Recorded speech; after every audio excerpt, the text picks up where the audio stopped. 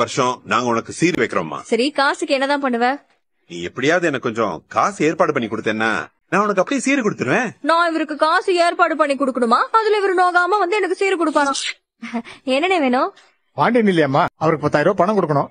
அதான் கொடுத்துட்டு போலான்னு வந்தேன். ஏங்க, நான் அவர் சம்பந்தி தாங்க. பணத்தை நீங்க என் கையிலேயே கொடுக்கலாம்.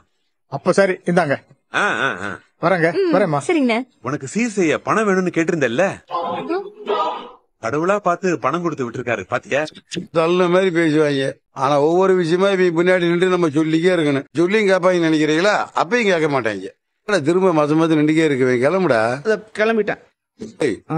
டெலிவரி பண்ணமா சீக்கிரம் கடைக்கு வந்த மாதிரி இருக்கணும். சும்மா ரோட்ல நிக்கிறவங்க வாயை பார்த்து நிக்க கூடாது. சீக்கிரம் போயிட்டு வா. வழக்கம் போல் பாண்டியன் தன்னோட மச்சானை தானே திட்டுறாரு. இதெல்லாம் பார்த்துக்கிட்டு இருக்க அவரு ரொம்பவே வேதனைப்படுறாரு. என்னடா நம்ம மச்சான் நம்மளை இப்படியெல்லாம் பேசுகிறாரு அப்படின்னு வருத்தப்பட்டுட்டு பழனி அங்கேருந்து டெலிவரி கொடுக்க கிளம்புறாரு.